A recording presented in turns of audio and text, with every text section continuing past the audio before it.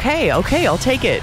You are listening to KFUG LP Crescent City, 101.1 FM on the dial if you're local, also streaming online currently through tinyurl.com/listen, TOKFUG. I'm Amanda Dockter. The name of the show is Squirrel Interrupted, and it's a particularly patriotic episode today. That's the theme we're going with. It's the 4th of July tomorrow, and that's a big deal in our community. Everybody comes together and they wave their flags and they make their eagle sounds, and then we go, "Oorah, America!" But in my humble opinion, I think there's a little bit more to patriotism than the rock, flag, and eagle thing. I think I think that participating in democracy is in fact a patriotic act, and I wanted to present it that way. So I reached out to my guest today, Heather Polen, friend of the show. Now I'm just going to go ahead and say that because I called you in before when you were running for the Board of Supervisors, and we had some conversations about policy stuff, and you seem to really have your finger on the pulse of what's going on in our local government. So thought of you when I was trying to think of, okay, who can we talk to about demystifying this this political process, because I know a lot of us are really, really jaded when it comes to politics.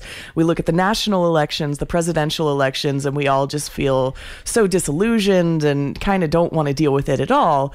But at the end of the day, people fought and died for our right to vote. And in fact, like, many people were not allowed access to the right to vote for an extremely long time. So the way we participate in our democracy matters. Voter turnout is kind of abysmally low, and I feel we should be working to change that.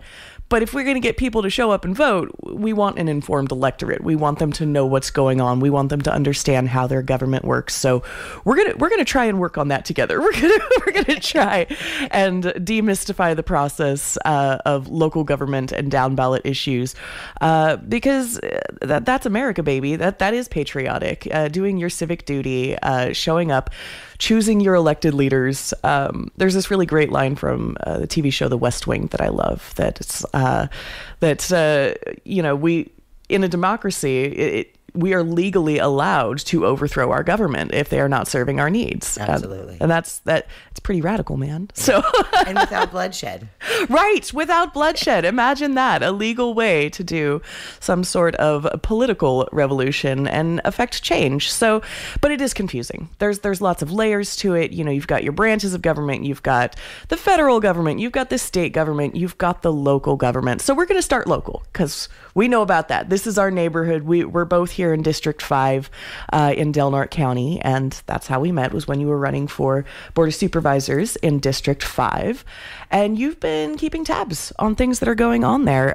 So what's going on at the Board of Supervisors lately, and why should we care? Well, first of all, I think we should care because the biggest effect we have in participating in democracy is at a local level, and it's the most ignored. The most impactful is the most ignored. The most impactful is the most ignored. It's not sexy in any way, shape, or form, right? We all watched the presidential. Well, some of us watched the presidential debate, cried and turned it off. The majority of people watched it and were like, "Oh my goodness!" Right? Is this regardless it? of your political party? Yeah. Regardless of your political party, you were disappointed and you thought to yourself, "This is not the best we can do." I had a friend who posted that meme on Facebook that was just like, I think America needs to stop dating for a little bit and not have a president in 2024 and sit with ourselves and heal. We'll just not have a president, and we'll sit with ourselves and heal. Right. So it's not sexy. It's not talked about on Fox or CNN or MSNBC. It's not thrown in our faces every time we turn on the media. Yeah. So we don't pay attention. And then it's our neighbors, especially in a small community. Mm-hmm. These are the people we see at the grocery store, we go to church with, we sit next to, and our kids play basketball together. Yeah. So we try to be polite, and we don't discuss it because we don't want to hurt anybody's feelings. Right. And then it's really just not sexy in any way, shape, or form to talk about roads and participatory budgets. Right, line item budgets. Right? So, I mean, you can even see sometimes you can watch the politicians' eyes glaze over when they get into those. Start dissociating. Yeah. Yeah, they're like, oh, cognitive dissonance, be my friend. Right? It's not sexy. It's not fun. But it's the most impactful in our daily lives. Yeah. it really is. I mean, we get all up in arms about Nancy Pelosi and Biden this and Trump that and the whole thing, but they don't really have that big of an impact on our day-to-day life. Right. Here at the local level, these are the things that are impacting us on a daily basis. Talking about potholes in the road, talking about access to resources, talking about safety in our communities. Like, all that happens at the local level. Like, the presidential stuff, that's commander-in-chief of the army. That's like a whole different function of government. And it really is too. And I noticed when I was campaigning and knocking on people's doors and stuff too, one of my neighbors asked me what I was going to do about the border, and I just had to look at them and say nothing. The Oregon border? No more than you, right? Like I don't have any control. Right. That's and not they were in the like, job description. And I'm like, it's just not. It's not part of the job description. It's budgets. It's fixing the roads. It's keeping people employed. It's longevity with our county employees. It's creating a work environment for them so that they want to stay. It's understanding all of the little nuances of things that aren't sexy, fun, and require us to compromise on. Yeah. And the thing is too is it's not a partisan position. Right. And that's the thing that really gets me. I ran as no party preference, right? Not as a Republican or as a Democrat. When it came to stuffing ballots, I had Republicans and Democrats there. We giggled, we laughed, we stuffed the ballots, we dropped them off at the post office. It's our local government is not partisan in any way, shape, or form. But here locally, because we're so conservative, which I am, so that doesn't bother me in any way at all. We tend to be like, oh, if you're not a Republican, I'm not voting for you. If you're a Democrat, you're just blatantly wrong. Very this side, that side. It's this false dichotomy is what I call it, because I truly believe that at a fundamental level, like, we have the same values. We do. It's just we've been pitched against each other in these shouting matches over these hot button issues, and it's prevented us from working with each other, and it's also kind of kept us in a place of anxiety, like you talked about.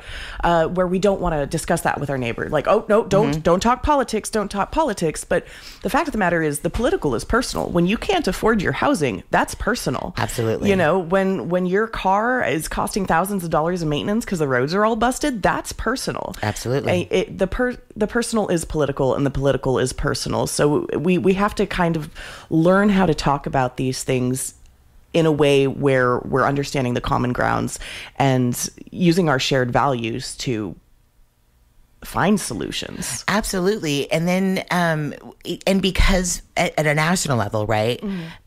Because it drives ratings in the media, they like to pit us against each other. And on a local level, those things don't matter. So when we talk about participatory democracy on a local level, what did we have for the primary election in March? Was it 22% turnout? 22% of the county decided for the rest of us. Yeah. Right. And that should not be that way. That's not participating. Right. And even people who did end up voting in that primary did not vote down ballot.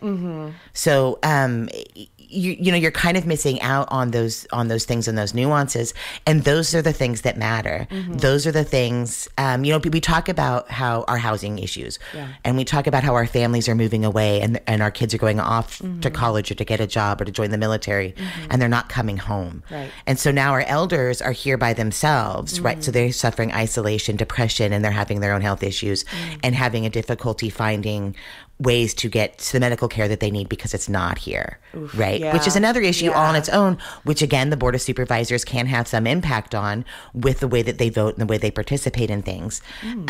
So it's all of these little nuanced things, and we just throw up our hands and say, there's nothing I can do. Like, there is. There's a lot you can do. Yeah. I think, I know a lot of people are disillusioned because when, like you were talking about the presidential debates, like people turn that on and they see the fighting and they see two old white men shouting at each other and just being completely out of touch with everyday life. And it can be sort of like off-putting. Like, I don't want to think about all of that. Like, I've got enough to worry about. Why should I have to focus on that? But when you're focusing on local and regional and down ballot issues, it's my degree is in communication studies. And hold please. One of the things that I learned while I was working on my degree. That could have been important. No, it wasn't. It was that could have been the answer. We've been getting them all day. That could have been the answer to all of our problems. One of the things that I in fact learned was how the journalistic thing works, which is to say it's based on ad revenue, and they learned that if you manipulate people's emotions by keeping them fighting with each other, being afraid of things, etc., you can charge a huge one. You can charge more for ad space, because if you got someone in their feels when you play an advertisement, they're more likely to do a survival impulse buy, right? Yeah. And that impacts people emotionally, and we see the devastating effects that has on our society in a whole bunch of people who just they live in fear all the time. They don't trust their neighbor anymore, and they're so disillusioned about the whole thing that they're just like, nope, I'm not even going to deal with it. I'm just going to walk away. Right. And then they say things like unfunded liability, and they throw around equality and equity in inappropriate context, so that we're like, oh, well, those are woke words, or I don't know what unfunded liability is, or that means or the acronyms, right? So I've been in a lot of spaces lately and hearing people say over and over again too, like when you use acronyms for the government things, it's like you're saying this is a club that you're not a part of. Yeah. So it's intentionally excludes people because it makes you feel stupid that you don't know what these acronyms are. Yeah. And I mean, there's a long history of that in this country, things being written explicitly at a level that excludes a whole lot of other people. I mean, you think about literacy polling tests and things of that nature. It's not accessible, and we need to find ways to make democracy more accessible. And the ironic part is, because democracy is of the people, if we want to make it more accessible, we got to stand up and demand it. Absolutely. Right. But if you can design a system to where we're doing the very best that we can just to survive day to day, let alone thrive, then we don't have the capacity to participate or to pay attention because we're just too dang tired. It's true. I mean, if I'm worried about how I'm going to make rent, now you want me to do pages and pages of research on agenda items on local government? Like, sorry, I got problems of my own, right? That's where a lot of people are with this. So how can we connect those dots between the personal and the political for people?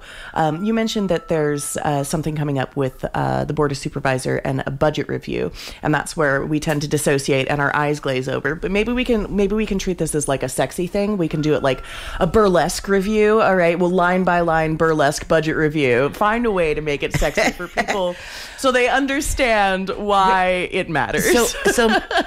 So my nerd is going to totally show on this one. And there's no way of getting around that, like the geeky, nerdy side of my brain. Let me just turn up the microphone. Carry on. Okay. So the geeky, nerdy side of my brain. I was actually, I have a new position. So I was down training for the position that I currently have in Sacramento. So I wasn't able to attend the Board of Supervisors meeting past Tuesday. So a week ago. Okay. A week ago Tuesday. And so I was watching through lunch breaks and doing the different things. And I was so excited by this Board of Supervisors meeting that during the lunch break with earbuds in, watching on my phone, I'm jumping up and down. They're doing it. They're doing the work of the people. Right. And so here's my coworkers looking around going, you're weird. But you found your people when they embrace your weirdness and join in with you. They're like, what's going on? And I'm like, they're going to pay the road workers. And they're like, oh my gosh, that's so exciting. So there was, it's a 4-hour board meeting. So I understand nobody wants to watch 4 hours of a board meeting on YouTube. But if you go back and you look at that board meeting, and let me verify that that's the name of the YouTube channel, but I think it's just Del Norte County. The County of Del Norte. County of Del Norte, yeah. So it's County of Del Norte on YouTube. And there's only 682 subscribers, so that needs to go up. But if you fast forward into like 2 hours, Supervisor Short is going line item by line item asking questions about the budget. Okay. Right? So I don't remember like line item 911 or whatever it was, right? Random number, whatever line item it was, he asked, why is there $3.1 million on this line item, but hasn't been used, and it's consistently put there and it hasn't been touched for 3 years? Why are we budgeting for this thing that doesn't get used? Why are we doing this? And he's asking the questions. And that's, again, nerd and geek. Yeah. I've watched. That's never happened. Yeah. That's never happened. That level of transparency. That level of questioning, the level of doing that people's work. I ran into David at Fisherman, I ran into Darren at Fisherman's. really early in the morning, meeting somebody there, and he was pulling up, and I walked over and, awkward and uncomfortable, and told him thank you. As a neighbor, as a voter, as somebody who lives here, thank you for doing that research, for putting in that effort and asking those questions. Yeah. It was phenomenal. I'm still, I can feel my heart pounding. I'm still just as excited that he did that Supervisor Starkey got involved, that they were asking about the roads department, that they talked about that 50-cent gas tax. Why can't we pay our road workers more? Their entry is $18 an hour. I pay the neighbor kid $20 an hour to do my yard work. Right.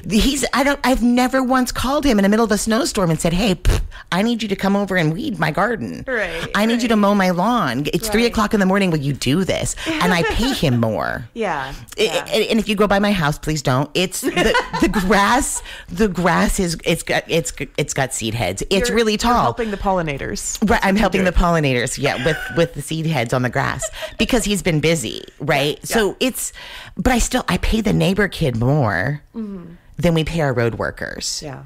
And then people are like, oh, well, you get $20 working at McDonald's. Okay. So pay our road workers more. And then you get back, they're like, oh, we can't do that because it's going to blow up the county pay system. Well, the road department is different. It actually has a revenue, right? HR doesn't have a revenue. There's these other positions, department heads, they're not creating revenue typically.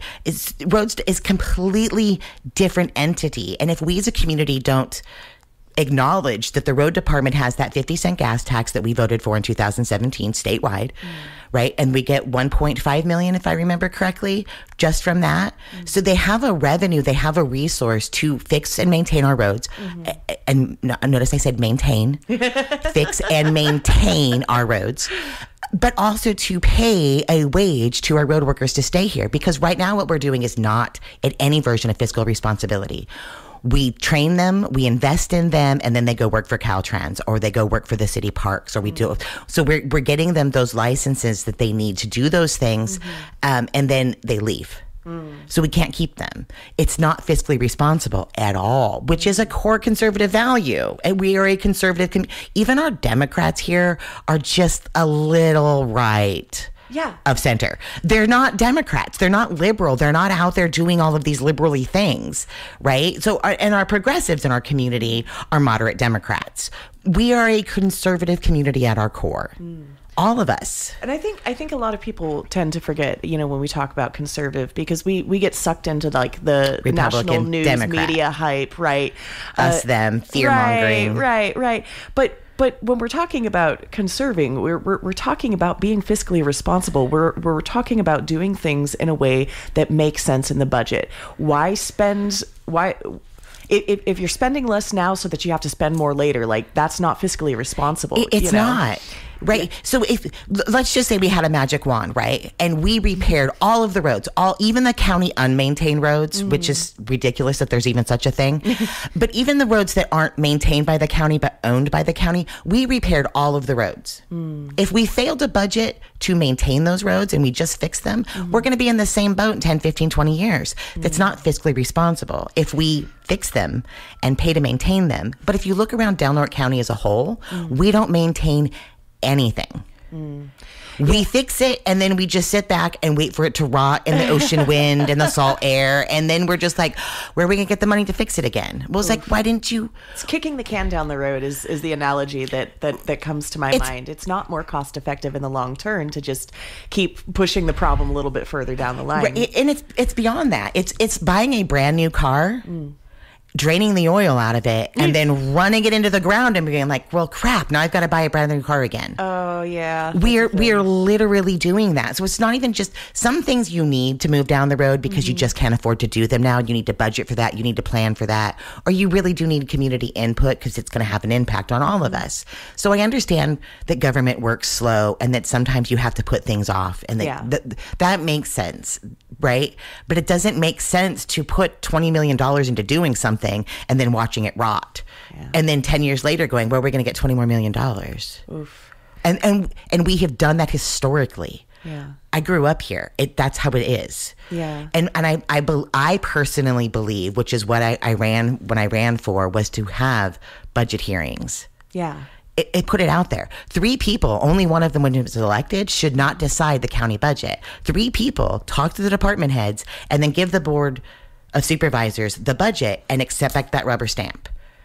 Yeah, it's a lot. So I definitely understand how people get disillusioned about it, but we do care. These are things that affect us. You know, it's a pain in the butt when we have to deal with all the extra maintenance on our vehicle because the road sucks. And, you know, employee turnover and attrition is a huge problem. And I'm going to say something completely radical.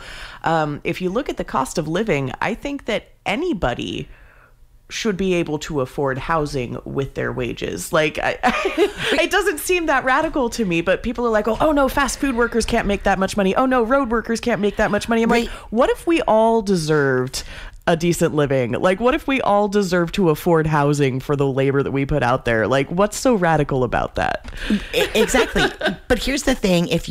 So I meet every Sunday in Klamath at Willow Line Tap Room. The old Steelhead Lodge is now Willow Line Tap Room. Phenomenal place. The owners are amazing. It's just great. But 12 o'clock on Sundays, the people in Klamath to help address the issues that they're having there. Okay. I also am committed every Tuesday, but I go every day because it's just fun, to Fisherman's here in town at 7 o'clock in the morning and talk to people. And in those groups and in those spaces, people are the same thing. Like, why do we have to make $20 an hour? And if this is what's driving up prices and this is what's doing this. And I was like, and just to be very honest, I purchased a home in 2018. I'm single. It was my one income on my own with just my income. So no partner supporting or anything else. I purchased a home in Del Norte County. I can't afford to live with that income in Del Norte County today. Yeah. So from 2018 to today, I cannot live as a single person in Del Norte County if I had not purchased my home and had to pay the $2,500 to rent something now. Oh my goodness. I would have to leave. Yeah. No, the rent, it's not just the wages that's causing this problem. It's the cost of housing in general. And I know a lot of times people are like, oh, well, if you look at the broader state of California, that's totally cheap. I'm like, you can't do that. We are in our own microeconomy. You have to pay attention to what people can afford here. Right. And that's one of the things that frustrates me about the Board of Supervisors too. And I'm not criticizing the employees that work for the county in any way, shape, or form, right? Because they have this directive that they're given to do comparisons, right? Yeah. That's the standard of practice. We're going to compare to like counties. There is not a dang county. Sorry, I had to clean that one up. There is not a dang county in the state of California that is like ours in any way, shape, or form. Yeah. Our county is 80% of it is owned by the federal and state government. I don't know what percentage is owned by tribal governments.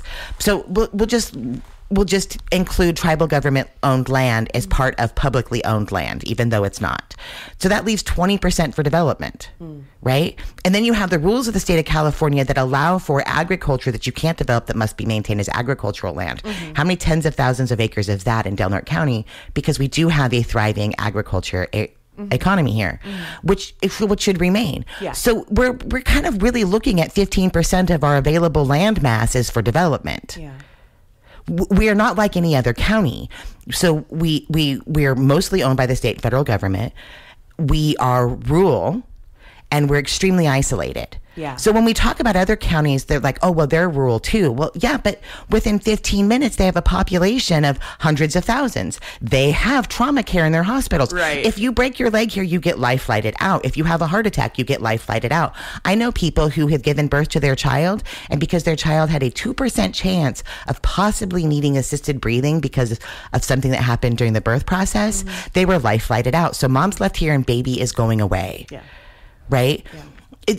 Some of these things just don't make sense to compare us to other areas. Yeah. And then when you add in that other areas are not competing with a prison, with state employment and federal employment because we are owned so much of the county by the state and the federal government, and we can't compete with those wages, we really do need to pay the employees that we can where we can when we can.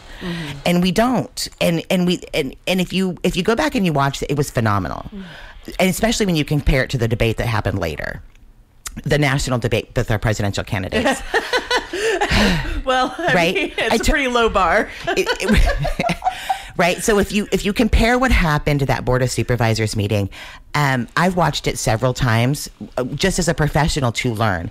It was the most beautiful, amazing discussion and disagreement I have seen in politics in decades. It was so beautifully done. It was polite. It was courteous. You can tell that they're not agreeing. Right. But there is no animosity. There is no yelling. There's no name calling. There's no dirty looks. There's no sarcastic tones. There's no hype sensationalized. It wasn't sexy, like and neighbors. It was not sexy in any way, shape, or form. It was professionally done, and it was beautiful. It was just beautifully done, even though there was disagreements about what can and cannot be done. Yeah. So, and I'm not saying they kicked it down the road, because it is something that should be discussed multiple times. So that will be brought back up to have budget hearings and the road workers on the 23rd of July. Okay. Well, that is good to know. At 10 a.m. I'm going to take a little song break, and we're going to recalibrate and come back. You are listening to KFUG LP Crescent City 101.1 FM. I'm Amanda Dockter, and I have been chatting with Heather Polen about local government because, well, politics aren't really all that sexy, but it is patriotic to participate in your democracy, and we'll find a way to make it a little sexier. I don't know. We'll work on it together. I'm not coming in a bikini. I would not ask you to. Thank you. But if anybody wants to volunteer, maybe Please don't. Oh gosh, we'll rally the public and they all show up in bikinis saying, "Pay our county workers a fair wage." Yay! Okay, I might do that. I might do that for the road workers. This is what happens when it takes me too long to find the song I was looking for. I start squirreling. The show is called Squirrel Interrupted, so it's okay. It fits the theme. And any moment now, my eyeballs will remember where I was. Perfect. Okay, beautiful. All right, I got a song for you here. It is called Do or Die by Ani DeFranco. Keep it tuned here. When we come back, we're going to be talking a little bit more about, the patriotic act of participating in democracy, even when it's not all that sexy. If we try, if we do this, I guess do or die, we can do this. If we try, if we do this, I guess do or die. We are back. That was Do or Die by Ani DeFranco, because you know what? Yankee Doodle didn't feel free once. So you know what he did? He used his pen to pick the lock. And I just used my pen to write down some notes, because Heather Polen and I have been talking about all sorts of super, super sexy local politics stuff. Primaries. The burlesque of budget line items. So, a spoiler alert, I am a little bit of a political geek. My senior year civics teacher, shout out to Tony Fabricas, a.k.a. Fab, we had some lively debates on the civic sphere, and he thought that I was going to be a lawyer because of the way that I debated, because I'm very passionate about things when I get riled up. And so we were talking about, okay, well, I was super into the political process, but I kind of had to step away from it because, gosh, gestures broadly at the dumpster fire that is the American political machine. Right, by design. Unfortunately, Yankee Doodle did some doozy carpentry when he fashioned that election box. But we're talking about ways we can fix it. And one of the things that came up was we were talking about the primary election. Now, during the primary election, that was when the Board of Supervisors candidates made it onto the ballot.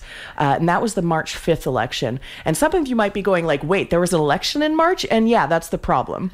Historically speaking, turnout for primary elections sucks. Even worse than general elections, which already sucks. Yeah. But a lot of people don't understand what a primary election is. And so it's kind of the lead up. The general election, that's your big November 5th one where, everybody's, jabbing at each other and doing the presidential thing and the Senate races and all of that. The sexy one. The sexy one, the one that they can sell ad space over, the one that they can get people all riled up over.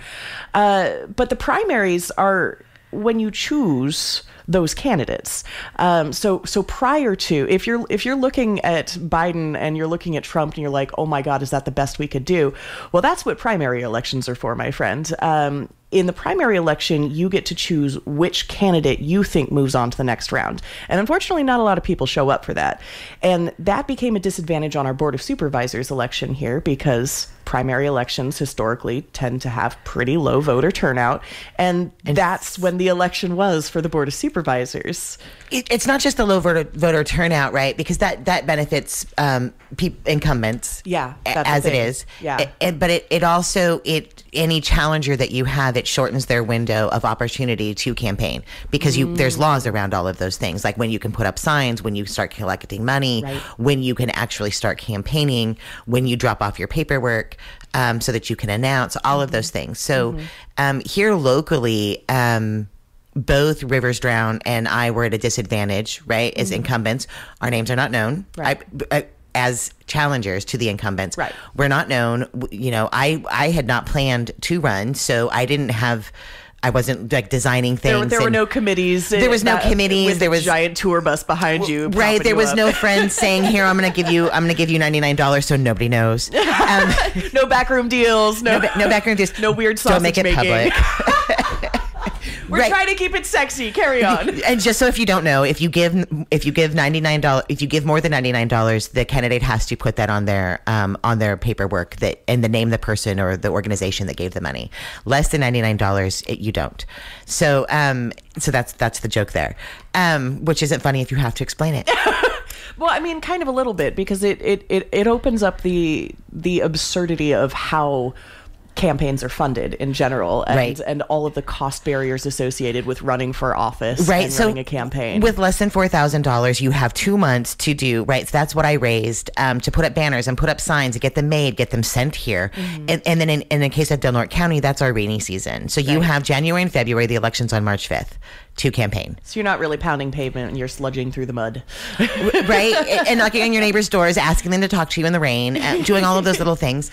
And again, because it's a small community, nobody wants to, because I ran against Chairman Wilson, nobody wants to say anything bad, because that's their neighbor.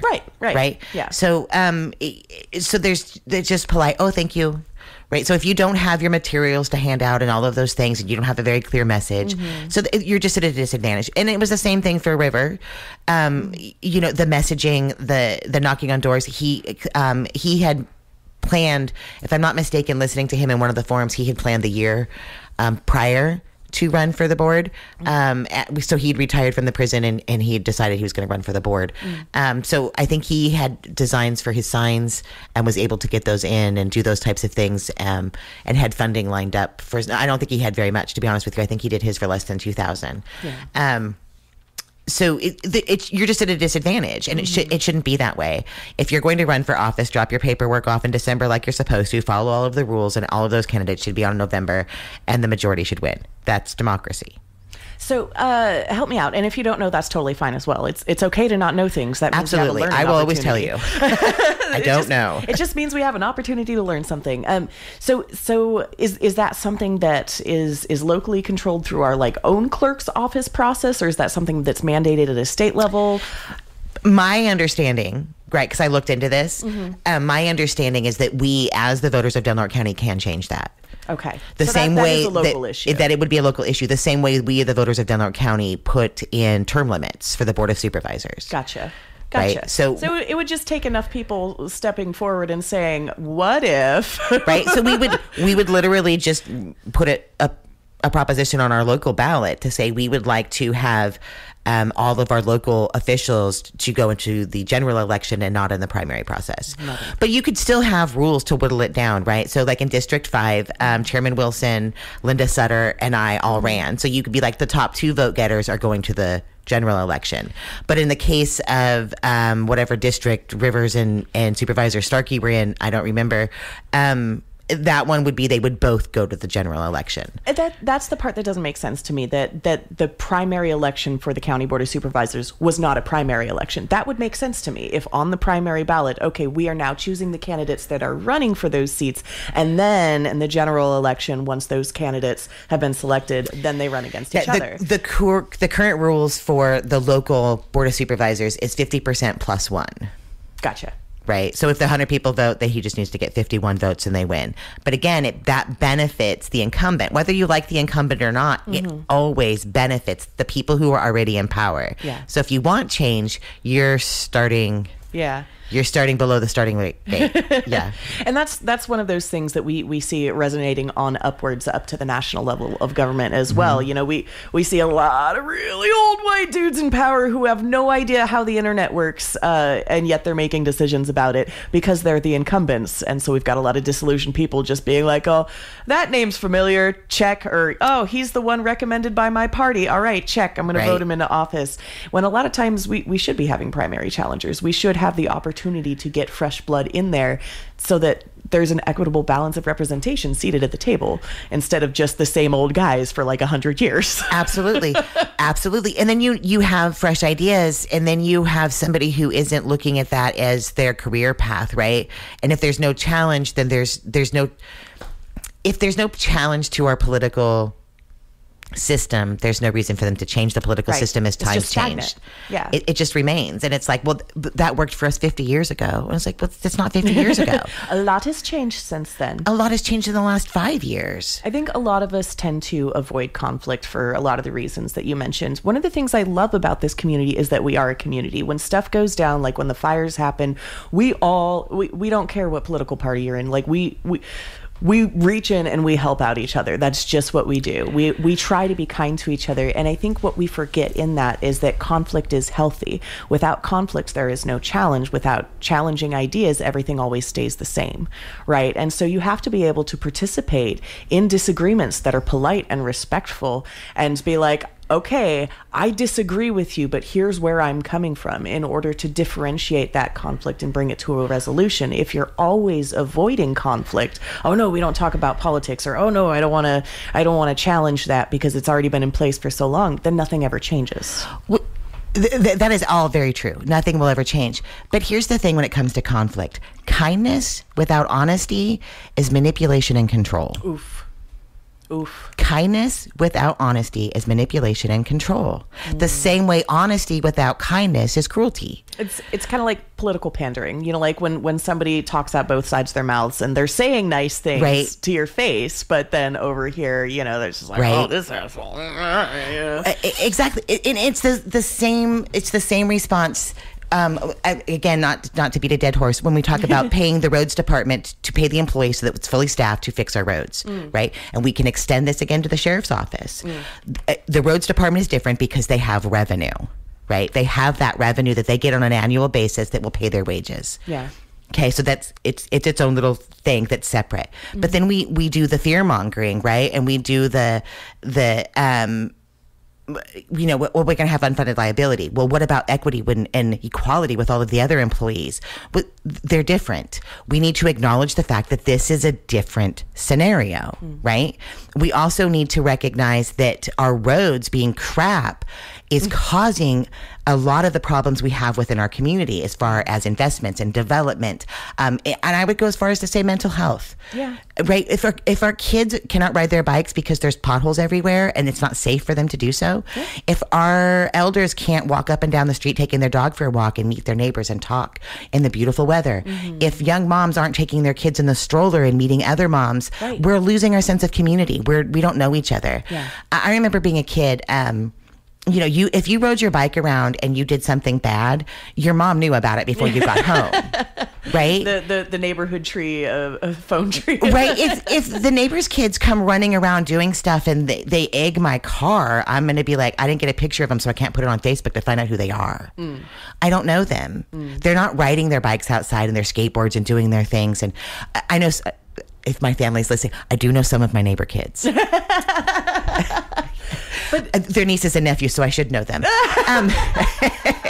I do know some of the neighbor kids, and they do know our kids and things too. But it's not like it used to be. We could ride our bikes anywhere in town, and if you did a bad thing, your grandma knew, your mom knew, everybody knew. By the time you got home, it was just like, why did you do this? And be like, there was, I mean, even if you were dumb enough to even try to lie, you stood there to be like, I don't know why I did it. I think it depends on the neighborhood too, because I definitely know some families and circles for whom that is very true. Like with my own nephews and everything like that, they've still got their neighborhood phone tree going. A lot of the families that have been here for a long time, like, oh, I know your mom, or I graduated high school with your dad. Do they have holes in their road? Don't we all? I live out on the Birch Track. We have holes all up and down our road. And you can't do this. I have a bike. Yeah. And it's just like, you feel like you're drunk riding your bike going around the holes. And I know how to ride a bike. It's not just because I'm old. My legs don't like it, but I do know how to ride a bike. Well, it's also an accessibility issue that's a disability rights issue, right? Because exactly. So I have a few friends who are wheelchair bound, and their entire ability to navigate the entire world is limited from a perspective that most people just don't ever think about. We've got running jokes about you got to fight for your right to potty, because that's not if you are an able-bodied person, you probably have not too many times in your life had to panic about, oh God, where am I going to go pee next? Because right. Is there going to be a ramp? Is it going to be large enough for my chair? Things like that. And that reflects on us as a community. If we're not taking care of the least among us, what are we doing? Right. But it's not even just, so when we started to, because there was this big uproar, right, about the percentage of people who were in wheelchairs and all those other things when they talked about lowering sidewalks. At the corners, so that people could cross the street in a wheelchair, so that there was a ramp access to get onto the sidewalk and to get off of the sidewalk for people in wheelchairs. And it wasn't cost effective and blah, blah, blah. And then, we have the Americans with Disability Act. So we won't use the ADA acronym for that. So we won't be exclusionary. So we talked about all of those things for years. And then finally it was just like, you have to do this. Whether you like it or not, every community has to have, at the corners, you have to have that ramp to allow people onto the sidewalks. Yeah. There was an economic boom. There was an economic boom. It benefited everybody in the, so giving access to a few people, right? So if you have stairs, only those who can walk up the stairs can access it. Right. If you have a ramp, everybody can. Strollers, people with bad knees, walkers, canes. Everybody can access that. A mom carrying a child in a car seat and holding a baby by hand wants that ramp, right? You have opened it up to everybody. A ramp includes everybody. And when they realized that, it just took off across the United States. Yeah. But in those areas where it happened, it was just like, that's not economically feasible, that we can't do that, that's blah, blah, blah, all of those other things. They're looking at the studies, again, like, right, because I'm a geek and I'm a nerd, they're looking at studies now of making it to where the majority of new built homes are compliant with disabilities. At least on the ground floor, so that you have a bathroom that's wheelchair accessible and bedrooms and closets and a kitchen that's wheelchair accessible. And they're realizing in the homes that they have done that, in the communities that they have done that, that seniors are staying in their homes longer, which is reducing the cost of Medicare, which is reducing the cost of, it saves us money long term. So when we talk about genuine fiscal responsibility, there's nuances to it, and people are like, oh, I don't want to get in the weeds on this issue, and it's like, but weeds are flowers too. Big picture. Once you get to know them, right? Once you get to know that this is important, then you want to be out there in the weeds. Yeah. Not to quote Eeyore on everybody or anything. Well, there's the thing about it is, you mentioned people staying in their homes longer as they're elderly. We tend to think of the disabled population as, oh, it's just this tiny little fraction of a percentage. It's just insignificant. No, we're all going to be there someday. Like, we all get there. But it's not just people in wheelchairs, though, right? Right. There's so many different types. I've needed a knee replacement on my left leg for over 20 years. I don't want to get one until I literally can't walk at all. If there's stairs to go down to the beach, I can't go. Yeah. If there's a ramp down to the beach, I have access to it. I'm not the only person. I don't need a wheelchair. I have a manual transmission, so it's not like I'm disabled by my knee injury. I don't have special plates on my car. I don't need to park in the front of the store when there's rain. But you've blocked my access with stairs. Put in a ramp. Yeah. And I understand, because I know a lot of people, particularly people that are concerned about government overreach, which, I mean, a healthy distrust of government is a thing. I respect that. Absolutely. Question everything. When we're talking about public lands versus private, I know a lot of people were up in arms about, the Americans with Disabilities Act forcing small mom and pop shops to go through all these costly renovations and that throwing them out of business. All right, let's have that conversation, because Absolutely. You are impacted differently. But when we're talking about public spaces, it's supposed to be for the whole public. It's supposed to be accessible to the public. It belongs to the public. And so at the very least, we should be starting there with our roads and our infrastructure and making sure that is accessible. Right. And I talk about this at the community meetings that we have because we don't always talk politics, we talk about different issues. But one of the things was like the cost of putting solar panels on every home, the price of permits, jacking up the price of new construction, right? So there has to be a balance. There has to be some common sense. And again, that's where participation and democracy comes in. When you just leave it up to other people that don't understand all of the issues or understand how their vote's going to affect you, then that's where you're running into the problems. And especially when it comes to the local government, right? That's going to have the biggest impact on you. If our County Board of Supervisors cannot lobby for us in an intelligent way about how a law is going to affect us, how its implementation is going to devastate us or be detrimental in some way, effectively with the people in Sacramento, then we're going to get those mandates. We're not going to be excluded for them, or we're not going to get funding on the back end to make those things up. So when we talk about the mom and pop having ADA or Americans with Disability Act compliance, right? Maybe the law simply says, if you remodel, you need to remodel to fit these standards. But leave it alone. They're grandfathered in with their historical old structure as it is. But if they're going to remodel it 50 years down the road, then you need to give space the 48 inches. Or maybe incentivize it so that we're supporting, these small businesses instead of just like these mega conglomerates, you know? And those small businesses are the ones that want everybody to have access. So, absolutely. Right. So there has to be some sort of a balance. Yeah. If you're building new homes, make the doorway wide enough for a wheelchair. It's not costing you that much extra, but it's going to save us money long term as a society. Yeah. Right. So there's a balance. That would be like saying everybody in California has to have sprinklers in their homes. Not everybody in California fire prone. Oh. It's getting to be an issue, but I'm not worried living in the birch tract that I'm going to be burned down in a wildfire. I think that one-size-fits-all solutions are stupid. Not great. I mean, bringing it back to Independence Day, right? The days of the monarchy where one guy said a thing, and obviously it's more nuanced than that, but we're sticking with the folklore here. Where kings and rulers, made the final decree, and that's that, and we had to go along with it. Versus the idea of a democracy where people can step up and say, no, actually, this is how that impacts me. This is my perspective, and to try and create a government that actually serves the people rather than creating people to serve a government, Right. America exists because our ancestors were pissy about taxation without representation. Yeah. And let's be represented. And now we refuse to have representation. Yeah. We just simply refuse to participate because I don't have time. I don't want to read that. 22% of us decided the entire politics of our county. And that's a huge point that you touched on, the taxation without representation thing, because a lot of people get up in arms about taxes because a lot of us are struggling financially right now. So that makes sense that burden is a point of stress for you. If it is a point of stress for you, burden at the individual level. We're not talking about billionaires here. That's a whole different conversation. They should be taxed. They should be taxed. The fact that mom and pop stores, pay more in taxes than some of these billionaires is an outrage, and we should all be upset about that. But I'm squirreling on myself. The point is no taxation without representation.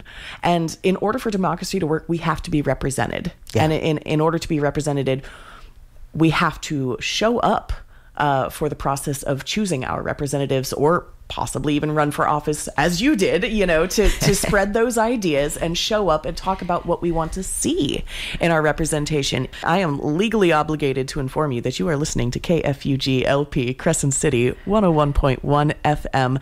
I'm Amanda Dockter. The name of the show is Squirrel Interrupted, and we have been squirreling on about super geeky, super sexy political stuff. I'm gonna cut to a couple of underwriting announcements and then a music break, and then when we come back, we're gonna talk a little bit more about how this whole voting thing works. If you want to, one vote per person. Change the. Wait, is that how it works? I'm pretty sure. Man, I'll Google during the song. Well, from the beginning, that's a joke for legal. Well, okay, we get that. All right.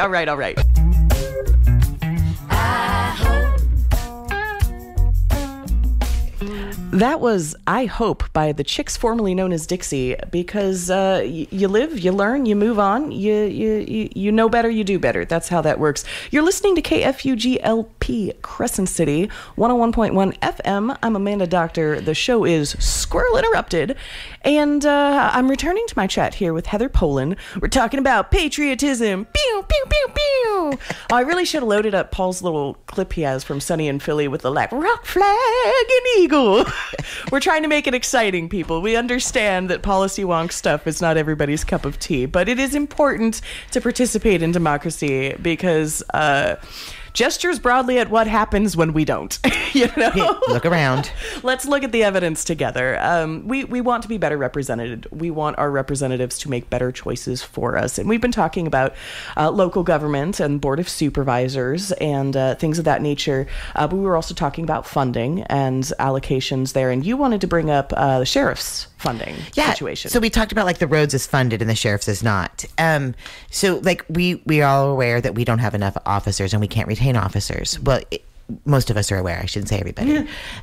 So we have 7 deputies, if I'm not mistaken, at this point in time. So that's not enough. It's clearly not enough. And my understanding is there's 19 positions.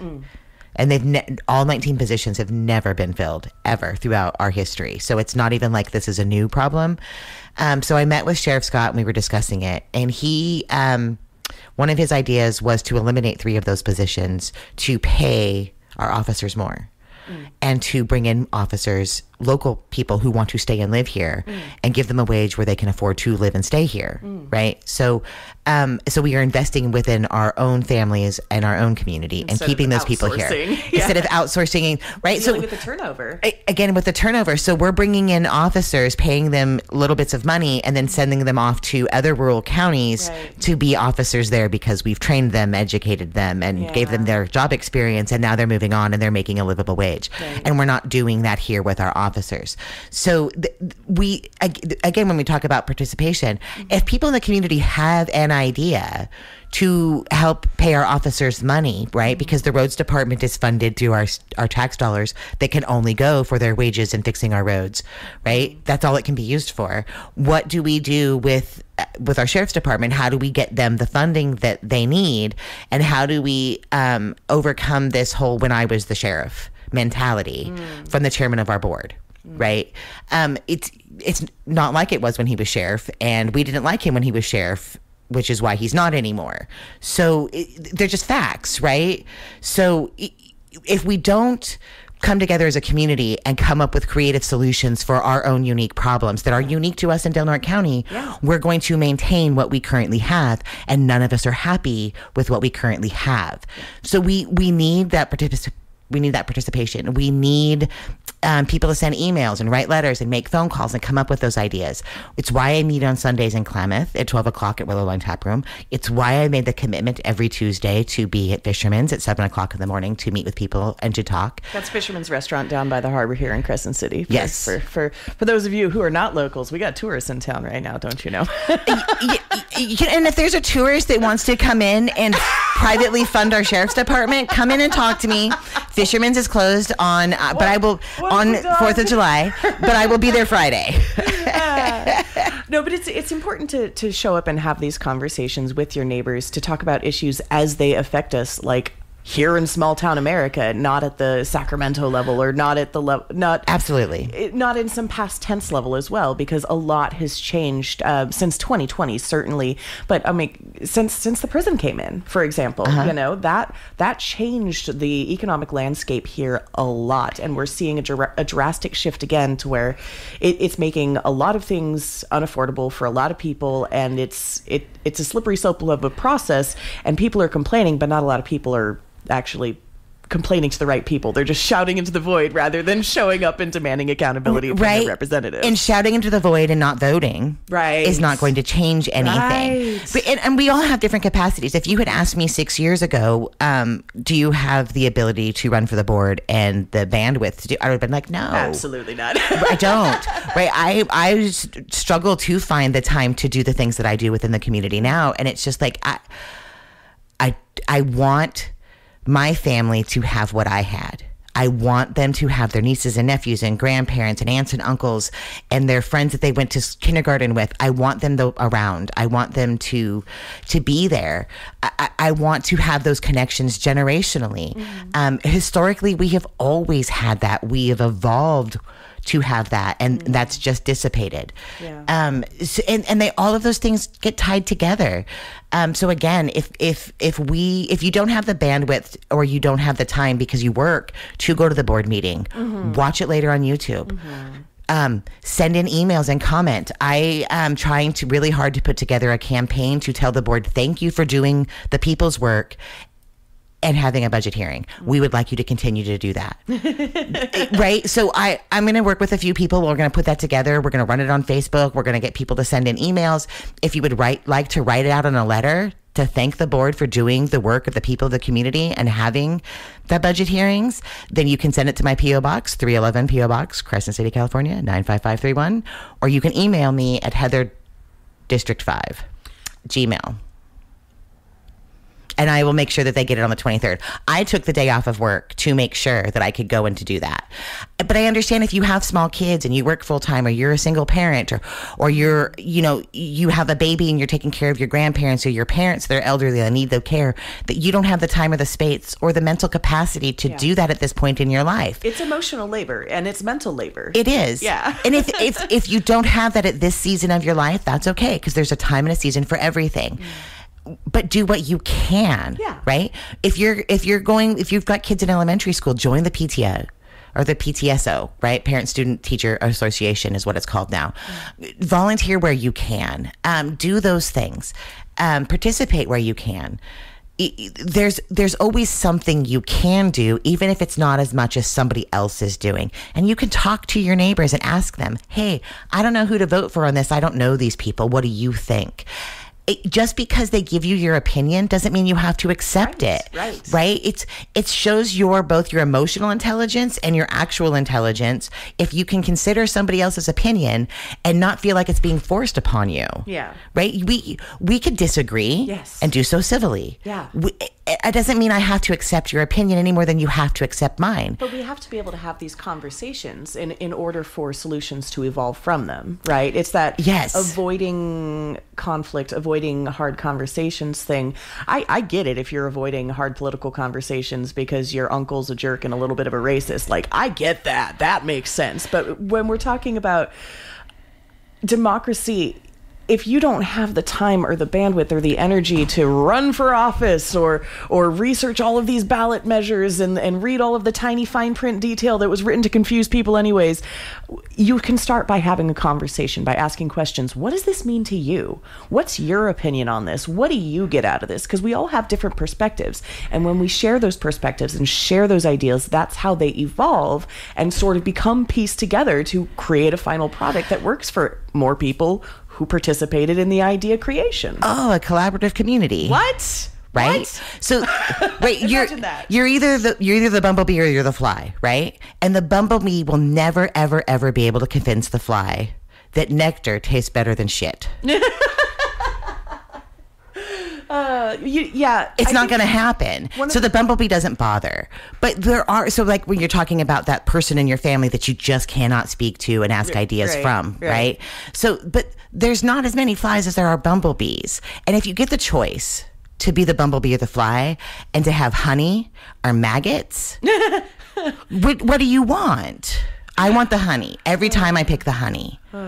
Right? So that's terrible analogies.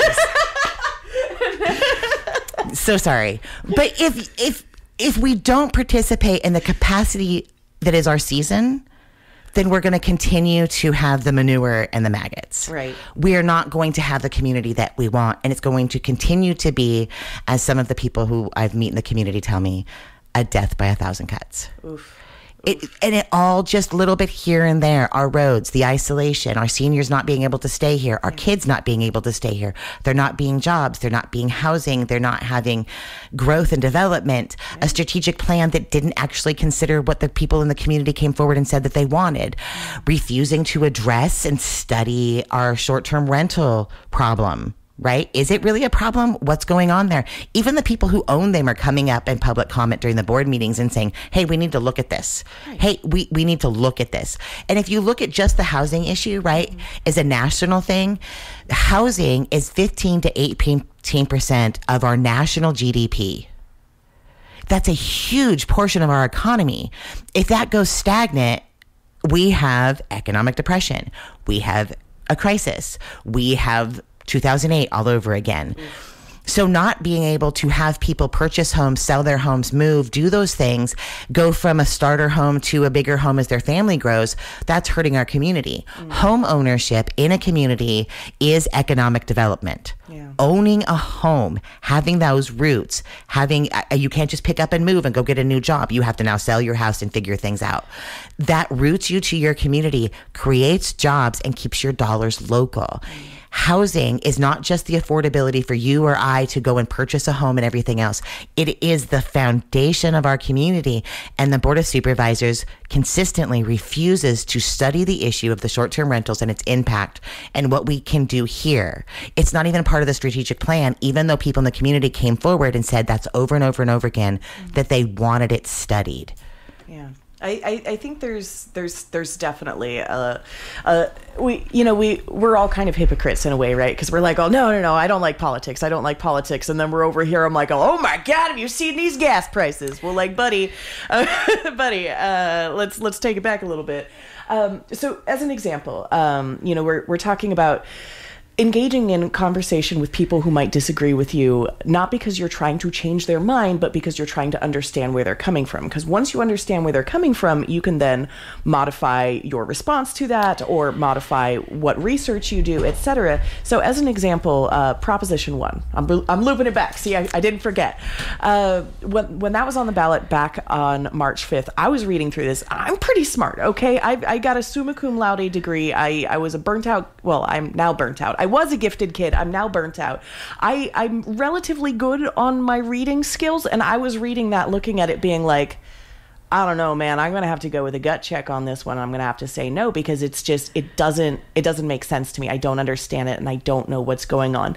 And so when that was on the ballot, I remember Paul Kritz over there, he reached out and on his Facebook, and he asked for other people's perspectives. Like, what do you guys get out of this? Where are you going? I'm genuinely interested, because I can't make heads or tails of this. And sometimes having those conversations, we need to like reframe it from I'm trying to convince you of my way, and bring it on back more towards okay, let me understand how you see it, because you've got a different worldview and life experiences than me, and that'll help me get one of the puzzle pieces for the bigger picture, So bringing it back to the Prop 1 funding for rehab, you said that was a whole situation. Explain to me what that all was and how that's impacting us. Okay, so just for people who don't know, the Proposition 1, I Googled it so you know what it is. It's a bond measure for $6.38 billion in mental health funding for the state of California. And what that is targeted to do, from my reading of it, is for like addiction and mental health services, and to open hospitals throughout the state of California. Mm-hmm. That they're not going to open one here. That there's not going to be one in Del Norte, Humboldt County. Oof. Okay, so that doesn't help us. Oof. That means that we get to take our neighbors and our family members and ship them away for care and treatment. Okay, so it's its own conversation. It's its own conversation. I'm not trying in any way, shape, or form to say that Prop 1, the idea of Prop 1, isn't necessary in the state of California. Absolutely necessary. The execution of what's needed to what we're getting is detrimental to every small county like Del Norte County, Lake County, Siskiyou County.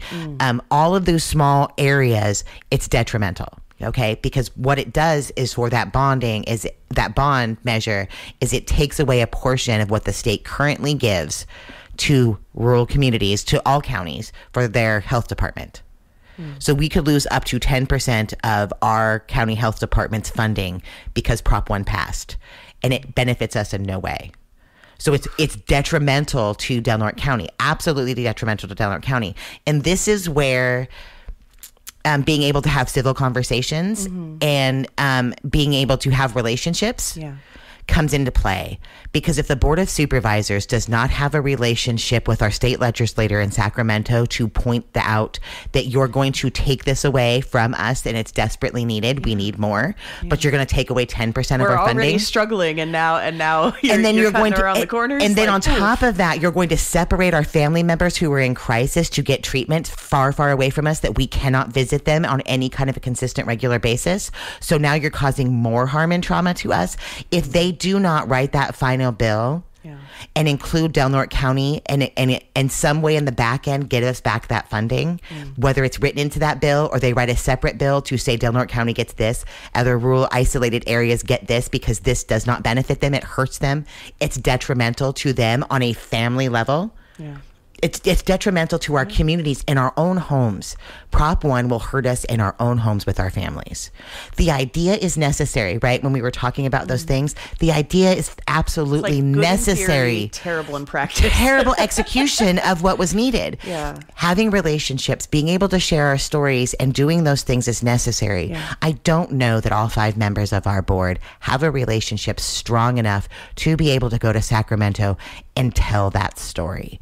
You're hurting us in our homes. It's not a theory. It is not if you do this, you are hurting our families.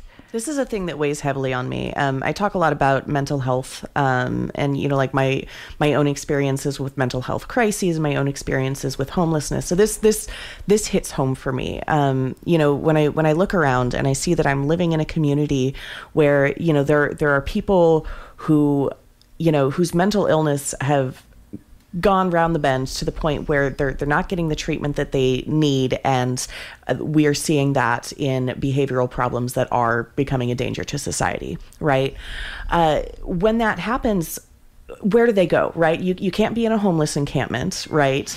We can't just keep kicking them back and forth between the jail and the hospital, right? There needs to be something here that is actually a permanent solution, and I know that the wheels are turning, and they're getting their crisis van going, and we're moving in that direction. But it's sad to see us struggling. It's sad to look at this beautiful place that we're in, full of amazing natural resources, and then also at the same time examining the reality of, if there's somebody who's having a mental health crisis that is acting them out in criminal ways, that our best solution is to just keep kicking them back and forth between the emergency room and the jail. We need better, more expansive, humane and dignified treatment options that are here locally, so we're not, like you said, shipping people off and disrupting families, because that perpetuates more harm when you're dealing with mental health. Like, being a part of your community is a huge protective factor for mental health. So when you're taking someone out of their community for treatment, right, and the long terms, again, right, that's not fiscally responsible. So even if we just look at it as an economic thing instead of a humanity thing and a dignity issue, a dignity for our families issue, economically, it makes no sense. It's not logical in any way, shape, or form. It's a both can be true situation. Like, you can be concerned about somebody's humanity and also look at the budget and be like, oh, why are we shipping people away? Is this the most cost effective way to handle this? Right. Like, let's be real. So my understanding with the mobile crisis unit, right? So again, Del Norte County staffing is going to be an issue, but we're about ready. That's up and going, kind of a thing. So there was, again, on that same board meeting last Tuesday, there was a beautiful presentation on how that's utilized. There was great questions asked by the board about the services and those types of things. That frees up time and space for our officers, right? But that also, for the person who needs that crisis unit, they're not seeing tactical gear and being escalated in their distress. That's scary. And our officers know that's scary. It's putting both the officers and the individual in a scary situation, so now in a fight or flight situation. Right. So we're going to need to budget to fund the call center for the sheriff's department and our city police and our fire department and our mobile health crisis unit, right? So we need to come together as a community and to talk about these things. Again, not to beat a dead horse. One of my favorite sayings is, when the horse is dead, get off. Right? I'm not going to make the joke I was going to make. Okay, keep going. Okay, write it down and tell me later. Right, if we don't come together as a community, if we don't get to publicly talk about our budget, if the Board of Supervisors do not innately understand line item where every dollar is going, are we really utilizing public funds properly? Yeah. Are we utilizing public funds properly? And the board doesn't know because they're not even on the budget team, right? So I would like it to go beyond budget hearings, but I will accept budget hearings this year, and I will push again next year to rally the community to try to get more. I think the thank you is a great place to start, because when we feel as though our representatives are actually listening to us, that makes a huge difference, right? I'm with strangers telling them how excited I am. Yeah. Like, even again, I can feel that joy. Like, my heart is pounding. I am so happy they did the work of the people. And it's the first time generationally, because I've grown up here and I've been a political nerd forever. Really, I started following it at 11, so forever. But I also wanted to take a moment to tell you, thank you for sharing your story and your courage to be vulnerable. That's really a difficult thing to do, and more of us need to do that. We need to share our stories and our experience and say, this is how that policy hurt me. Yeah. Like, it took us too long to figure out that No Child Left Behind was leaving so many behind. What? Unfunded mandates? What could possibly go wrong? Right? So we do need to have those conversations. And if you're talking with somebody and they're passionate the way you and I get about it too, have grace for that individual and just be like, turn it down a little bit. I want to hear what you're saying. Yeah. Just point it out to us. Because I want to listen. I want to know, and I want to understand. Yeah. I have no power and control. I did not win my election. I'm not going to be on the board. I don't have a vote. Well, okay. But I can bring District 5 to I can bring District 5 to Chairman Wilson and be like, here we are. This is what we want. That's our seat. I want District 5 to claim their seat. I want District 1 and District 2 and District 3 and District 4 to claim their seat as well. That is where the power lies, right? They work for us. We need to remember they work for us. Right. We do not work for them. Right. We elected them. They work for us. So, and also, they're not psychics, so you have to actually tell them what you need. Yeah. Right? And if it's just 2 or 3 people and their friends, right? Because we all get our little bubble and we all want to stay with what we're comfortable with. There's no growth in comfort. Right? There's a reason why they call it growing pains. We need that discomfort to move and go on. So in the mobile crisis unit is a big, huge piece of the mental health puzzle here in Del Norte County. It really is. Yeah. But it's just a piece of the puzzle. Right. We cannot just be like, oh, we're done now. Right. Well, now you mentioned, I don't have power because I didn't win the election. And this is a reframe I like to come back to, because I was talking with you off the mic earlier during a song break about how one of my dear friends ran for Congress. Misty Plowright ran for Colorado's fifth congressional district for the United States House of Representatives back in 2017, and I worked on that campaign. It was an historic campaign. I'm a little bit of a nerd. She did not win. She did not win that election. Colorado's fifth congressional district makes Del Norte County, California, look like a liberal bastion. It is a very it's known as the evangelical Vatican. It's extremely conservative in a lot of ways, and socially and sometimes on budget, but in those ways that made sense in theory and terrible in execution. Trickle down economics. Yeah, any day now. That's going to be trickling on down to the rest of us. And I'm a Reagan Republican, so. Well, the thing I was getting at with that is that, a lot of people express disappointment that she didn't win. I'm like, what are you talking about? She didn't win. Like, she ran in an extremely religious conservative district as an openly trans woman, and she had record turnout for how many people actually showed up to vote for her. And she proved to the rest of the queer community that you could do it and live to tell the tale, because a lot of people were afraid to get up there and speak their truth. You mentioned, thank you for being vulnerable. I used to be afraid of that, oh no, they're going to judge me. And then I found out everybody is sitting around worrying about whether or not somebody's going to judge them. And when I come out and say, yes, I have had suicide attempts. I was in a 5150 ward. I still struggle with these mental health issues from time to time. When I'm honest, honest about that, it opens the door for other people to be like, oh, wow, me too. Okay, I now know that you're a safe person to talk to about this. And that's how we heal, is when we exchange these ideas and when we talk about the things that matter to us. And it is scary and it is vulnerable, but we are connecting the personal and the political. It really is connected. When you have a lack of adequate funding and resources, when housing is unaffordable, it impacts our crime levels, it impacts our budgets, all of these things at a policy wonky level, and it affects our families. Yeah, it does. There's a lot of ways, a lot of ripple effects as to how this all comes out. Okay, all right. We will go ahead and take another song break. But before we do, I wanted to reiterate again that if you would like to thank the Del Norte County Board of Supervisors for asking the hard questions and really digging into the budget and doing their jobs, you can reach out to Heather Polen, or you can show up at the board meeting, which is July 23rd, 10 a.m. at the Flynn Center on H Street in Crescent City. Is that correct? Absolutely. And show them the kindness and your gratitude. Yes. And gratitude. Gratitude. We appreciate it when our representatives do their jobs. We truly do. Do the people's work. Yeah, absolutely. So, and thank you, PJ. PJ was amazing. PJ Esmond was there. She had dived into the budget. She's been doing it for years. She's just phenomenal. She really is. I love her. Beautiful. Okay, so that's July 23rd is going to be that meeting, and we'll talk a little bit more when we come back about that sort of scheduling, and then also general election stuff, because that's coming up. We're talking about voting and how you do it and how you find out what the heck's going on, and I've got some important details and dates for you to share, but I'm going to go ahead and take it on over to another song. I'm just reminding you that you are listening to KFUG LP Crescent City 101.1 FM. I'm Amanda Dockter. The show is Squirrel Interrupted, and I am interrupting myself with this song called God's Country by Ani DeFranco.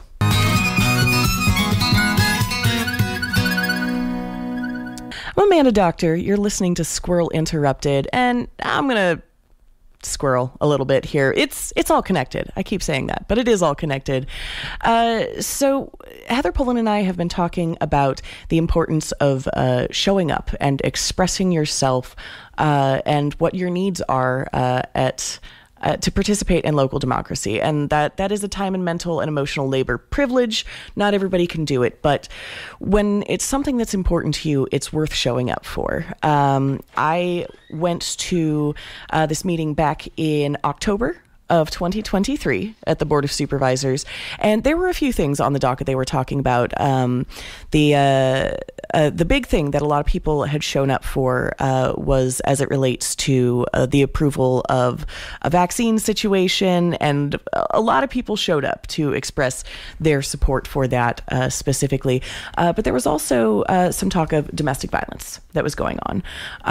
The Harrington House was getting their proclamation for the work that they did, and one of the people in the audience got up and he's like, I don't understand why we're talking about domestic violence, and that stabbed me in my mama bear heart, and mama bear mode is a whole other different motivator. He didn't care, it didn't affect him. So I gave a speech. I got up there and I gave a speech, because when I go into mama bear mode, I do care about my communities, and I do want people to understand why it is that mental health and the home life, that the safety of your home and your community within your village is so important. And so I got up and I gave an impassioned speech, and you listen to yourself and see what happened. But you know what? Some people signed up to run for office after that, so that happened. Sometimes it's just as simple as stepping up and expressing an idea, and somebody else being like, "Oh yeah, okay, all right, let's go." It gets the conversation going. Right. And because the board was writing that proclamation, and the board was providing the support for domestic violence and doing those things, that wasn't the issue that got me to get up and run. It was when Chairman Wilson made the decision not to accept the funding for a mandate, right? It was a funded mandate. Right. And he was refusing the money, and it was going to cost our county health department out of their general funds, and again, hurt our community. And it was just like that. We can't have this. Somebody has to do something. And by the end of that long meeting and listening to many people get up and speak and share their stories, and it was so powerful to see so many people get up, and so many women got up and said, no, this is why you need to care. And my heart. Right. And even when we go back to the gender thing, the candidates were invited to come in and speak on KFUG, all of us. Yep. But only the women were asked about how we felt about gender in politics. Well, I mean, that was a little bit by design. But still, but why is it done? But why not ask men also, right? That took up my time to talk about issues and policies and my stance to get votes to talk about a gender issue. And the men that were running got to talk about the issues. And I had to talk about my gender, right? Like, it's when we go someplace and we're talking about parenting and we only talk to the moms, we're absolving dad of responsibility, or we are denying our opportunity to hear dad's perspective and learn from the dads, because not all dads advocate their authority to the mom, right? So we need to have both. By design, ask the questions of both, because it matters. Same with age. If we don't listen to our youth to understand how the impact of the policies we're having now affect their lives, or young families, or our elders, we don't understand. So we need to ask the questions and listen back to those responses. Yeah. And I did tell you that I owed you 18 minutes, so I gave you 2 hours instead. How's that? No, and the reason that question... I wasn't picking on you. No, I know. You had very little impact on availability to speak in that point conversation. Because women are asked different questions than men.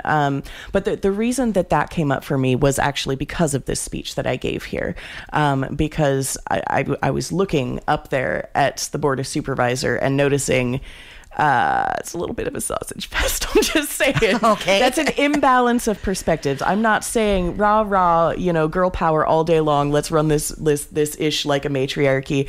I'm saying that if you're only looking at things through one lens, you're going to get a very homogenized version of reality. And we need to understand more perspectives.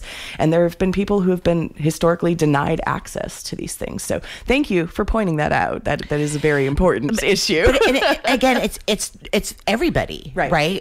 It's everybody's perspective, everybody's life experience. Listen to those stories and accept those. Just because somebody shares an opinion with you doesn't mean you have to accept it or share that opinion. Right. We can disagree and still love one another and still be neighbors and still function as a community. Right. And we saw that last Tuesday, right? It was so beautifully... I downloaded it so I can watch it wherever I go. We saw it on October 24th when so many folks showed up and spoke about their support of the vaccine and why that funding needed to be made available. And so this is just an example of what happens when you show up. Maybe you can't change everything, but you start a conversation that changes stuff down the road. You know the butterfly effect? You familiar with that concept? It's a thing. All right. July 23rd, 10 a.m. Flynn Center. County of Del Norte. Yes, and then we can YouTube, and then we can find funding for the sheriff's department. Dare to dream. All right, I'm gonna touch the button. This is a speech I gave, and I'm being way too silly for how serious this speech is. But it's Squirrel Interrupted. That's how we roll. Hi, yes, hello. I'm nervous. I'm Amanda Dockter.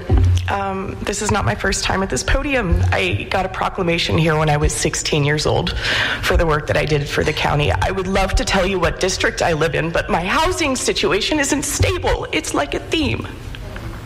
But this is my home. I grew up here. I came in with the prison, and I feel the hurt and confusion of my community, and it's valid. We've got echoes of generations of trauma in this community, and it started with the attempted genocide, and it continued on with the prison complex, and I can speak to that personally. I am a product of the domestic violence that was normalized under this prison system.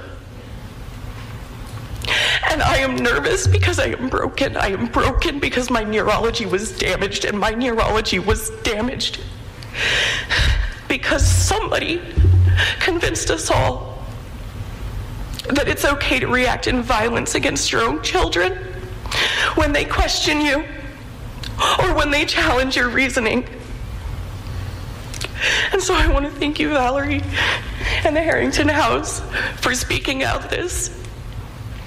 And I want to give grace to those who don't understand, but there's a part of me with some righteous rage because I know children who are suffering under this right now, and I'm a grown-ass adult. I can handle myself.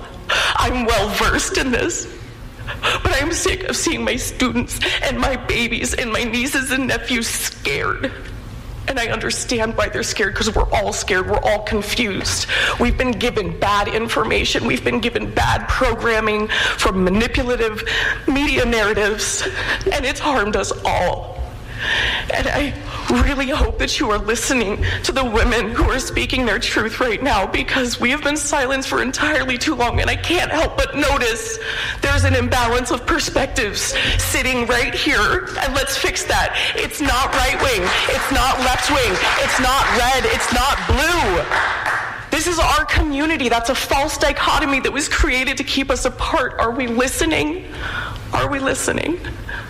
I love this community. Please keep listening, and please, for the love of God, women, run for office. I don't care what party you're in. Just listen, just talk.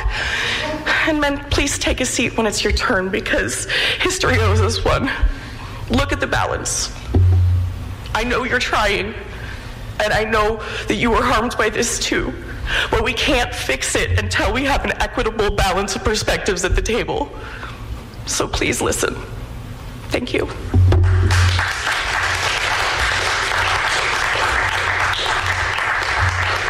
Yeah, that was me having a public meltdown October 24th, 2023 at the Board of Supervisors. Story and your willingness to be vulnerable. So let's call it what it is. Both can be true. Both can be true. Yes, that's true. Thank you for sharing your perspective, your experience, and your vulnerability. Well, I decided to go ahead and share it again because I am calling more people to run for office. I do want an equitable balance of perspectives at the table. You know, we think back to the signing of the Declaration of Independence back in 1776, which was a fantastic musical. Thank you very much. I was there. It was beautiful. Did you cry when the dinosaurs died? No, I'm sorry. A little bit. They weren't very nice. Squirrel. Okay. The point that I'm getting at is it was a bunch of old white dudes who made those decisions for us. That was the balance of perspectives seated at the table when the Declaration of Independence was signed. And a lot of people were deliberately excluded from that. Women were deliberately excluded from that. People of color were deliberately excluded from that. And we have now reached an era. Native Americans were excluded from that. Oh my gosh, and it's their until land. 1962? It's embarrassing. But the fact is, now that we do have the right to vote, we got to use it, especially if we want to see some changes. And so this is a call to action. This is a get your booty registered to vote, please, because nothing changes if nothing changes. And we do have an imbalance of perspectives currently representing us in our government. And if you see an imbalance of perspectives, well, that's probably why things feel so imbalanced, you know? We need to understand where more people are coming from. It can't just be the same old dudes over and over and over again. The times, they are a-changin'. So I went ahead and I wrote down some important dates for those of you who are gearing up to get your civic engagement on. So fun fact, July 5th is when the Attorney General submits the titles and summaries for ballot initiatives to appear on the ballot in the state of California. So they're not out yet. So good news, you don't have homework yet. It hasn't even been released yet. Those will actually be released onto the voter info guide, released to the public July 23rd. Those will be made available. But they don't actually go out and get mailed until late September, early October. So September 26th through October 15th is when your voter information guide and your polling place notice and your ballot in the state of California all get mailed to you. All of that should show up between that time frame.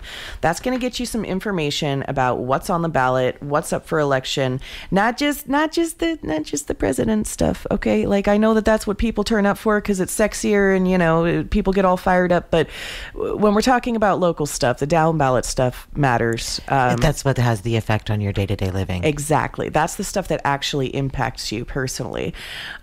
So you'll have some time to read and learn about that. The voter information guide gets released to the public online July 23rd, and then September 26th is when they start mailing those bad boys out.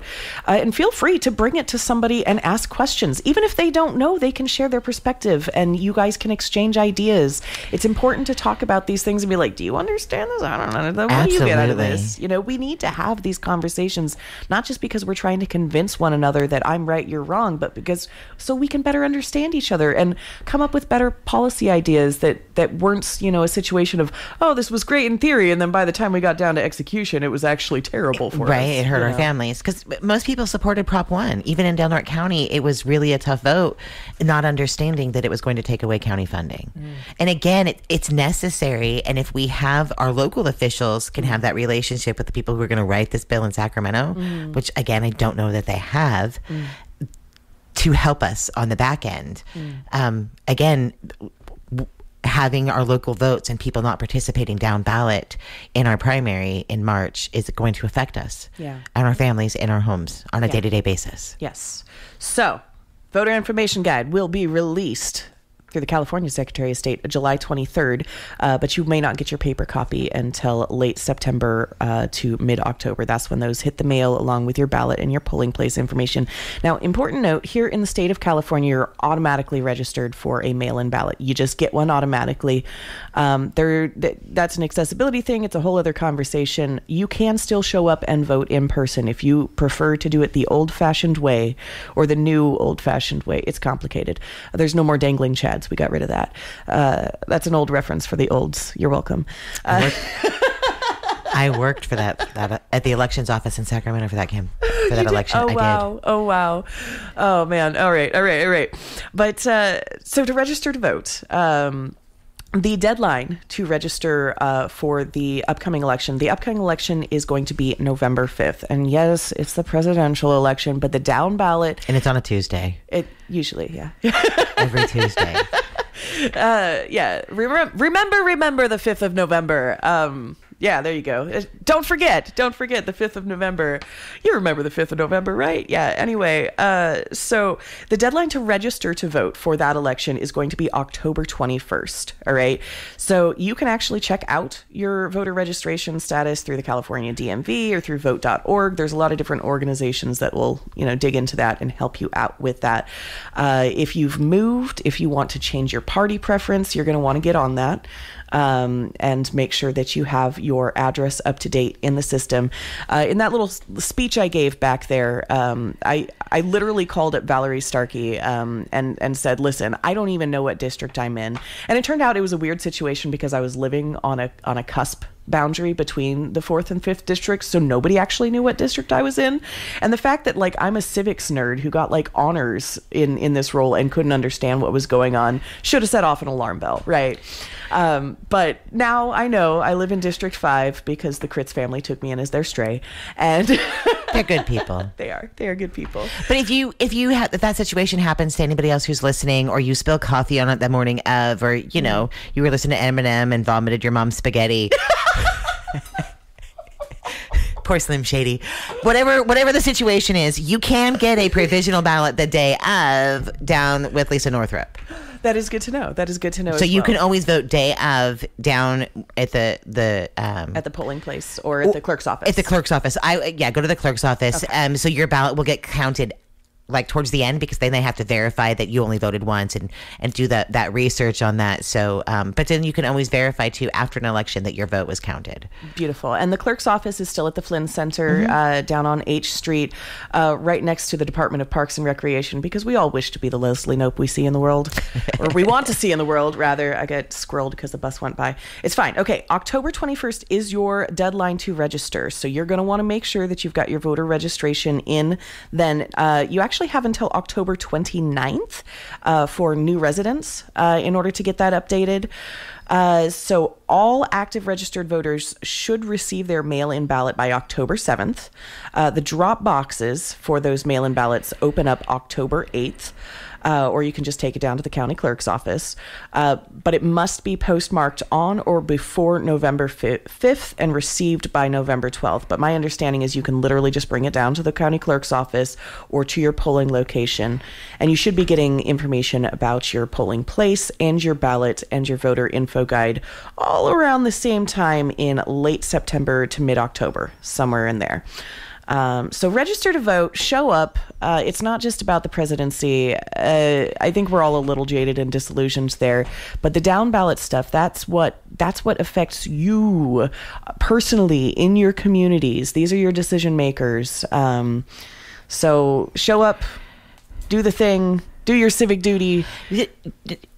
Do your civic duty in a civil manner. So when we talk about voting and going to the voter registrar's office and everything else, we look across the country at the attacks on our voter registrar's offices and on your poll workers and those things. Those people are volunteers. Yeah. They're giving up their time and sitting there, some of them for 12 to 14 hours in a day because they're working the entire shift. That's patriotism, yo. Right? That's patriotism. Do not attack your neighbors because somebody got you riled up on a podcast or a news show. These are your neighbors. They have integrity. Your children play together. Right. You love them. On any other day that some Yahoo didn't prey on your most basic emotion about something. Yeah. This is Del Norte County. We do not do that here. No, yeah. We don't do that here. That's not how we roll. No, we are a community. And, as we're wrapping up here, we got about 5 minutes left to the top of the hour. I grew up here, right? We've talked about this before. And I moved away to Colorado Springs for about 8 years.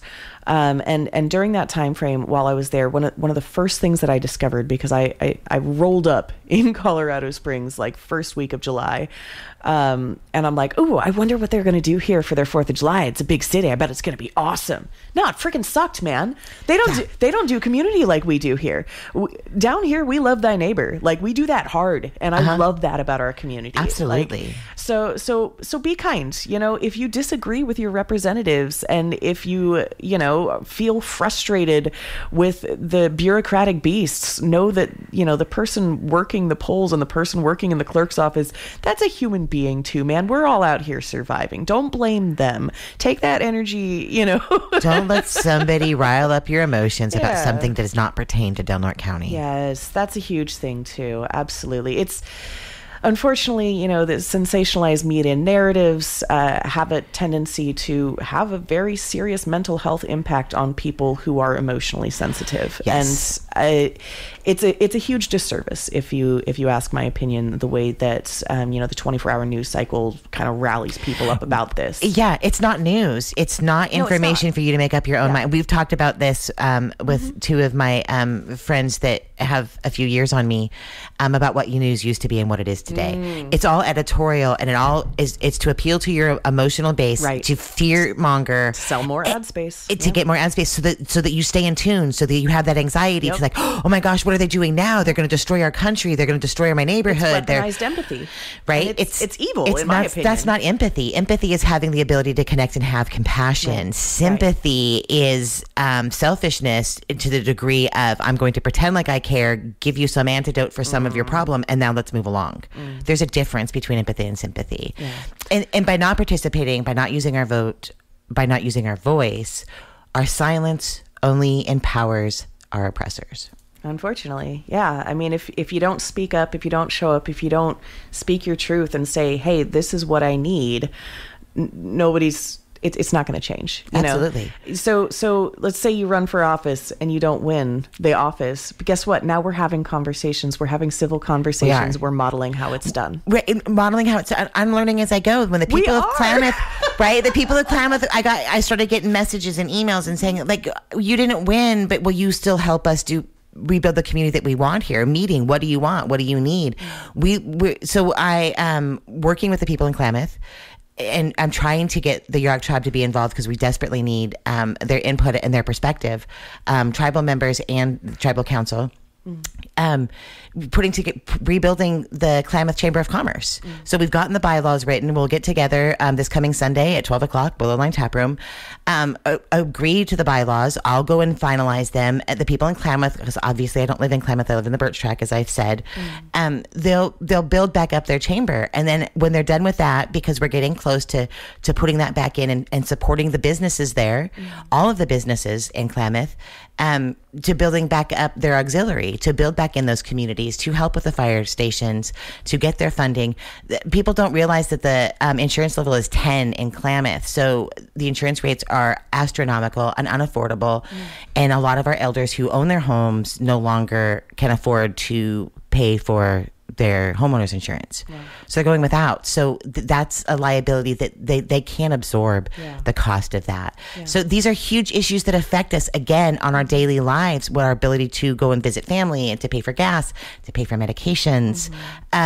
This is a huge issue and it needs to be addressed. So And that it starts with conversations. It starts with showing up, And so thank you, Heather Polen, for showing up and having this conversation with me here today. Thank you for the invitation. Yeah, absolutely.